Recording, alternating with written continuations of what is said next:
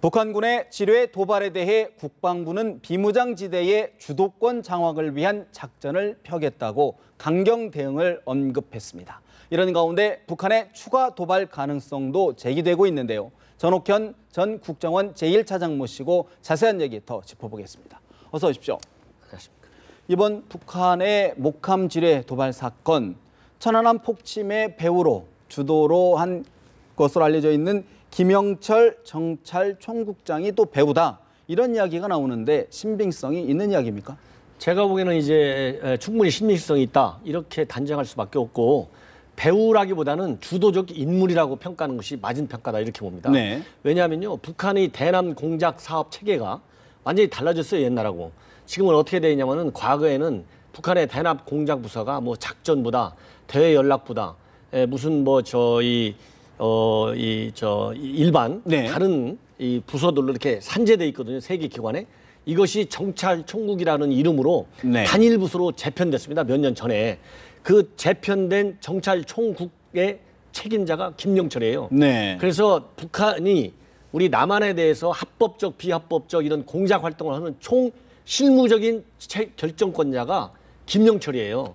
그렇기 때문에 김영철이가 배후 인물이 아니라 정상적인 이런 공격 징후를, 또 공격 행태를 결정하는 실무적인 총 책임이다, 그런 입장으로 봐야 되기 때문에 제가 보기에는 배후 인물은 맞지 않고 중요한 핵심적 역할을 하는 결정적 인물이다, 이렇게 보는 게 맞다. 실제 업무를 한 것뿐이다. 아니죠. 실제 업무를 직접 결정해서 네. 김정은이한테 보고해서 김정은이의 결심을 받은 이 지뢰 도발을 결정한 책임 있는 인물이다, 이렇게 해야지 배후 인물이냐, 이거는 굉장히 의미를 조금 격화시켰다. 네. 그 정도로 지금 김영철이는 모든 대남 이런 불법적인 활동에 깊이 관여하고 있다. 예를 들어서 사이버 침투하지 않습니까? 몇 년 네. 전부터. 이거 전부 김영철이 가는 겁니다. 미국의 소니 해킹, 이거 전부 김영철이 가는 거예요. 우리 방송국 해킹 전부 김영철이 갑니다. 천안함 폭침 전부 김영철이 간 거예요. 이 얘기는 배후에서 조용히 모사꾼처럼 이렇게 비공식 라인으로 김정은한테 보고하는 인물이 아니고, 정상적으로 대남 공작을 총지휘하는 중요 인물인 거지요. 정책 결정권자다, 이런 의미부여를 하고 이번 사건을 봐야 될 정도로 중요한 도발 네. 사건이다, 이런 의미입니다. 최근에 상장에서 대장으로 복권된 것도 어떤 좀 더 신빙성을 더해주는 어떤 하나의 조치로 봐야 됩니까? 그렇습니다. 왜냐하면은 이제 북한이 지금 현재 굉장히 중요한 그런 취약적인 정책 환경 중에 하나가, 정상적인 북한의 국가 목표가 있는 것이 아니고 비정상적인 국가를 운영하는 데 있어서 누가 과연 김정은한테 점수를 많이 따느냐, 이런 충성 경쟁을 하는 시기에 돌입해 있지 않습니까? 이게 안 되면은 그야말로 숙청되고 처형되니까 이런 비정상적인 이제 정책 환경이 이제 하나가 있고, 그 다음에서 이런 거에서 나오는 것 중에 하나가 김정은이가 계급을 지멋대로 올렸다 내렸다 하는 거잖아요. 그러면 지난 4월에 국가정보원이 국회에 보고한 내용에 따르면 네. 김영철이가 과거 대장에서 상장으로 계급이 강등된 걸로 보고를 했어요. 근데 불과 며칠 전에 김영철이가 다시 상장 계급장을 달고 김정은이 이 공군 지휘관 회의에 참석한 네. 것이 북한 방송에서 이 공개가 됐거든요. 이렇게 본다면 이 김영철이는 김정은 정권 들어서서만 해도 서너 번에 이미 계급 이런 강등 조치를 당한 바 있어요. 네. 그렇기 때문에 자기가 더 잘 최근에 보이게. 김정은이한테 네. 사성 계급장을 다뤘는데, 김정은 동지, 제가 책임지고 한국을 손보겠습니다, 이게 선물을 올려야 됩니다. 그러다 보니까 이것도 그런 연장선에서 나온 하나의 도발이다, 이렇게 해석하는 것이 맞지 않을까, 그렇게 봅니다, 저는. 일각에서는 이번 지뢰 도발이 북한 2군 단장인 김상용 중장, 우리말로 얘기하면 한 투스타급이 되는 것으로 돼 있는데, 김정은의 최측근이자 대남 대강경파라고 알려지는데, 이런 김상용 중장이 또 배후에 있다, 이런 이야기는 어떻게 보십니까? 김 중장이 배후에 있다. 네. 이 말도 이게 맞는 얘기입니다. 이게 배후가 아니라 이 실제 정책 업무다. 결정 라인의 한 축인 거죠. 왜냐하면 김상용 저 사람이 네. 바로 이번 사건이 터져 있는 지역을 관단하는 2군 단장이지 않습니까? 그렇죠. 6사단과 15사단을 총괄 지휘하는 총괄하는. 2군 네. 단장, 네. 6사단, 15사단을 지휘하는 군단장이기 때문에 이 군단 내에서 발생한 사건인데, 이게 뭐 북한군 일개 중위, 중령이 했겠습니까? 그러기 때문에 이 군단장과 김영철 정찰총국장, 그 후에 김정은이로 이어지는 이 일렬 횡대의 정책 결정 구조가 단행한 네. 이런 아주 의도적인 고도로 계산된 도발이다. 이렇게 보는 것이 맞다. 저는 그렇게 생각을 합니다. 그런데 아직까지 북한의 어떤 그 반응이 보이지 않습니다. 오히려 김정은 제1위원장 같은 경우에는 여자 축구 대회 뭐 격려도 가고 이렇게 좀 정상적인 평상적인 활동을 하고 있는데 속내가 뭘까요? 이 속내가 이제 어떻게 보면 굉장히 단순하고 어떻게 보면 참 우둔한 것이죠. 왜 그러냐면은 이제 대남 도발을 한 것은 일면 현재의 남북 관계를 대화보다는 도발을 통해서 남북 관계를 자기 뜻대로 몰고 가겠다. 이런 큰 틀의 대남 이 전략의 한 축으로 이번도 지뢰 도발이 이루어진 것입니다. 그런데 우리 국내에서 이 과학적 수사에 의해서 이건 북한 도발로 딱 단정을 지었지 않습니까? 네. 그래서 우리 한국 정부를 비롯해서 미국 국무부, 심지어 유엔까지도 이건 명백한 정전 위반 행위이기 때문에 즉각 이런 도발을 멈춰라. 이렇게 지금 국제사회가 움직이고 있어요. 그래서 이제 김정은 입장에서는 과연 이걸 어느 식으로 책임을 회피할 것이냐, 그냥 막 무시할 것이냐, 아니면 강력히 반발하는 형태의 책임 부정을 할 것이냐, 이런 지금 계산을 하기 위해서 장시간 침묵을 지키고 있는 것이다. 이렇게 해석이 되고, 거꾸로 지금 이 김정은이가 이설주까지 대동하고 공항에까지 나가가지고 그 여성 그 동아시아 축구 우승 네. 그 대표단을 아주 그냥 환대를 했지 않습니까? 이거를 보면 얼마나 참 아둔하냐. 이호 여사를 본인이 초청해놓고 아예 만나지도 말 한마디도 없지 않습니까? 이호 여사를 이설적으로 같이 가서 만났어야죠. 정상적인 지도자라면. 그러면 이호 여사는 만나지 않고 이 일개 축구 대표단을 공항까지 가서 만난 지도자가 이게 제대로 된 지도자냐. 그 정도로 김정은이가 김정은 체제의 우상화, 김정은 체제의 결속을 위해서 지금 의지할 곳이 스포츠 하나밖에 없다. 이 한계를 나타내는 겁니다. 그래서 대남에는 대화가 아닌 도발로, 대내 정치에서는 체육까지도 동원할 수밖에 없는 궁색한 처지에 지금 처해있다. 이렇게 보는 것이 맞을 것 같습니다. 국제 정세를 제대로 읽지 못하고 있다. 이런 그렇습니다. 분석이신데요. 네. 사실 좀 더 우려가 되는 것이 이제 10월이면은 북한 노동당 창건 기념일 아니겠습니까? 이제 70주년인데 그걸 앞두고 또 각 군부, 대남 강경파들이 좀 충성 경쟁을 하면서 또 도발을 하는 것 아니냐. 이런 우려가 있는데 어떻게 보십니까? 지금 이제 국내외 전문가들의 그 하나 같은 우려가 지금 앵커분께서 말씀하신 대로 이 10.10 행사의 결정적인 위기를 노리고 있고 그 위기 중에 가장 큰 위기로 지금 그 우리가 표면화된 징후는 무엇이 뭐냐? 이 장거리 이 발사 위성, 장거리 미사일 발사 실험이다. 이렇게 우려를 하고 있어요. 이거는 단순한 그냥 이론적 전망치가 아니라 실제로 장거리 미사일을 발사할 수 있는 이 발사대 중적 분야를 다 마무리해놨고 일부 엔진 연소 실험도 다 했고 이런 것이 이 과학적인 증거, 즉 위성 사진에서 다 이 포착이 됐거든요. 이런 걸 통해서 이제 군부에서 절대적인 충성 경쟁을 지금 하고 있다. 그리고 10.10 행사를 통해서 김정은이가 지금 현재 제가 앞에서 말씀드린 대로 체제의 기반이 굉장히 약하거든요.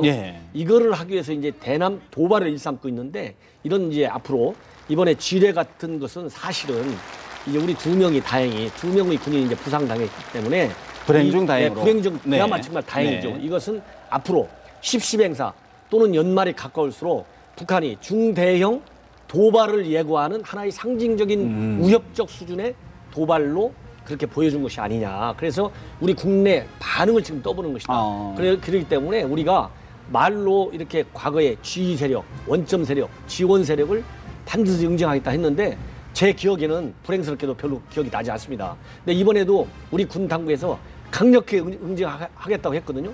다양한 이런 보안 조치를 취하고 이번에는 북한이 상상하기 어려울 정도로 강력한 응징을 하지 않고서는 이런 북한의 추가적인 예상되는 대형 도발을 막을 방법이 없다.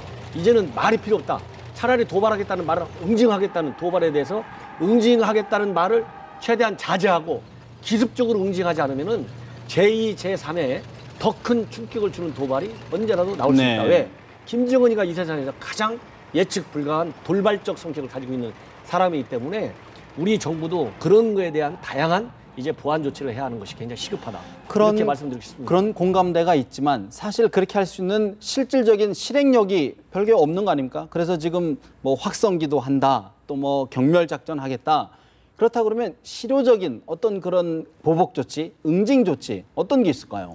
그 사실 이제 실효적인 이제 공격적 보복 조치가 이론상으로는 많이 있습니다. 그러나 이제 우리 정부로서는 한반도의 어떤 안정을 관리하고 긴장을 최대한도 낮추고 이런 북한의 도발에 대해서 이게 효율적으로 이제 억제하는 이런 다양한 전략을 구사해야 되는데 이런 우리가 다양한 전략의 구상에 북한이 들어오고 있지 않아요. 이럴 때는 그래서 우리 흔히 북한이 됐든 누가 됐든 이게 국가적인 어떤 안보 조치를 취하는 데 있어서는 조용한 이 온건 조치가 있고 좀 강압적인 조치가 있습니다. 이거는 상황에 따라서 탄력성 있게 잘 써야 되는데 이럴 때는 우리 정부 당국에서 대화니 무슨 평화적인 협상이 이런 걸 얘기할 때가 아니다. 이런 걸 얘기하는 것 자체가 북한한테 굉장히 잘못된 시그널을 준다. 그래서 일각에서도 도발한 다음 날 우리가 편지를 통해서 고위급 회담을 하자 했지 않습니까? 우리 정부의 대화 의지는 북한 당국도 또 전 세계도 다 압니다. 다만 북한 당국이 우리의 대화 의지를 왜곡해서 자기 체제 결속력을 높이고 자기의 일방적인 우위권을 확보하는데 쓰려고 하는 잘못된 생각 때문에 안 이루어지는 것이에요. 그렇기 때문에 이럴 때는 대화를 그렇게 제어해서도 안 되고 그런 거를 우리 정부의 최고 당국자들이 대화와 뭐 압박을 같이 하겠다. 이런 걸 얘기하는 것 자체가 우리 국민의 일각의 정세도 맞지 않을 뿐더러 북한의 정책 당국자들에게 엄청난 시그널을 줍니다. 왜 국방부 당국에서는 단호히 응징하겠다 얘기하는데 대화와 압박을 병행하겠다고 합니까? 그러면 북한 김정은이가 대화와 압박을 병행하겠다는 말하고 단호히 응징하겠다는 두 시그널을 뭘로 해석하겠습니까? 한국 정부가 역시 약하다. 도발 더해. 이런 유혹을 받을 수밖에 없다. 그래서 이렇게 북한 당국에 유혹을 주면서 우리 국민들을 실망시키는 이런 조치는 자제해야 된다. 왜냐하면 지금은 옛날과 달리 청와대 NSC가 있습니다. 또 뭐가 있냐? 외교안보 수석실이 있어요. 또 국가안보실이 있어요. 이렇게 2중, 3중의 안보 정책 기구가 있는 거는 제가 보기에 대한민국 정부 수립 이후 처음이다. 그런데 이런 단순한 눈에 보이는 조치 하나를 두고서도 조율이 전혀 안 되는 상황에서 과연 북한이 우리 정부 당국의 응징 의지를 어느 정도 받아들이고 우리의 대화 의지를 어느 정도로 받아들이겠느냐. 국민과 북한의 혼선의 시그널만 주고 우리 정책의 효율성이 하나도 없다. 이런 거를 정책 당국자들이 정말 빨리 느껴야 된다. 저는 그런 생각이 듭니다. 잘못된 메시지가 북한의 오판을 불러올 수 있다. 그런 말씀이시죠? 현재 시점에서는 북한의 오판을 불러일으키는 것이 가장 중요하다.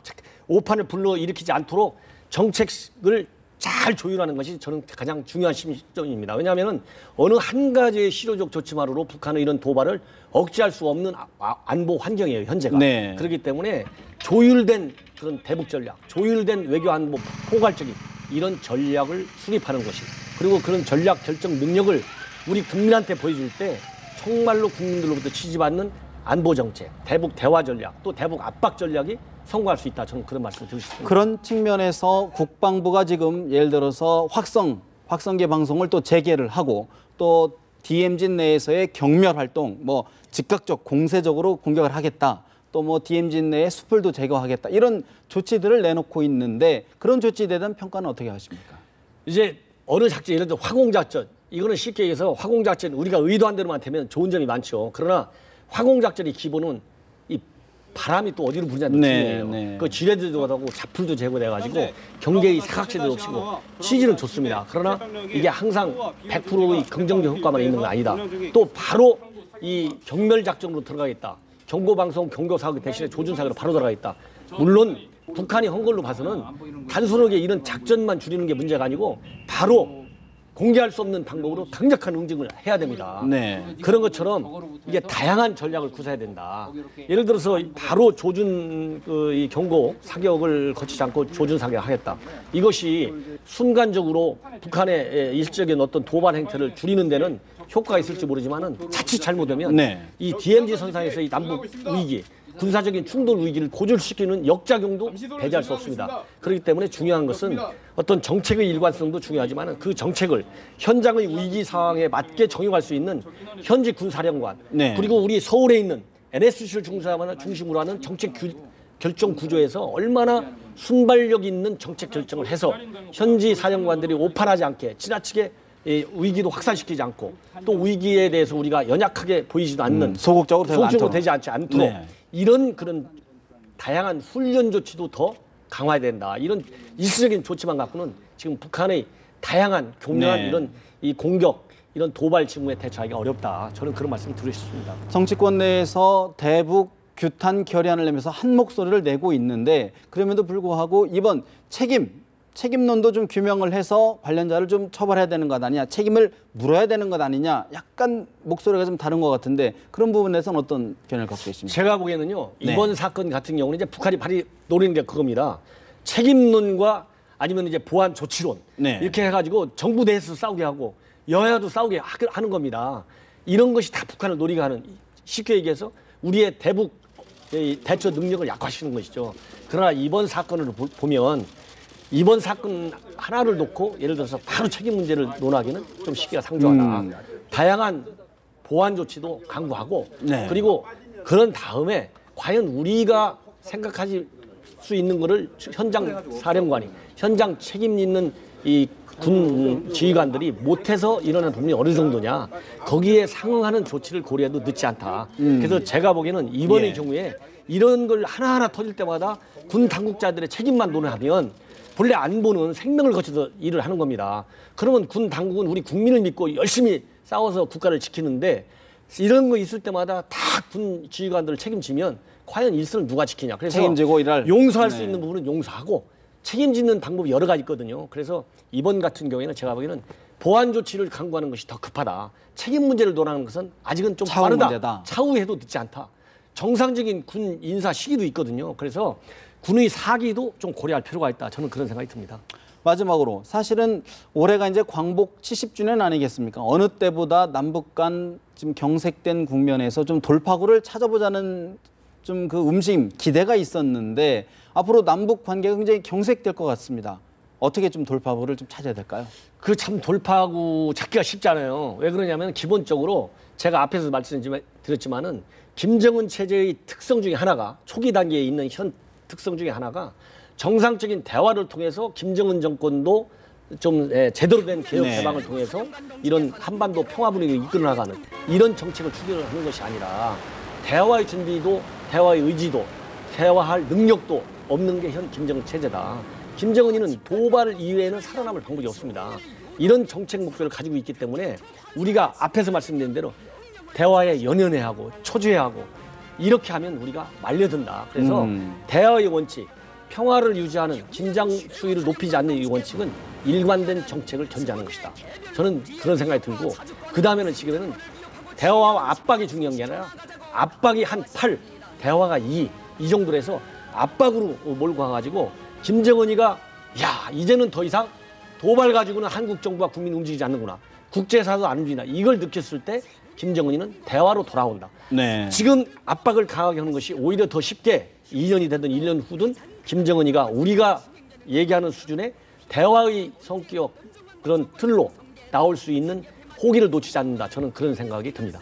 그런 측면에서 오는 15일 박근혜 대통령의 광복절 경축사 어떤 대북 메시지가 나올지 지켜봐야 될 것 같습니다. 오늘 말씀 여기까지 듣겠습니다. 고맙습니다. 감사합니다.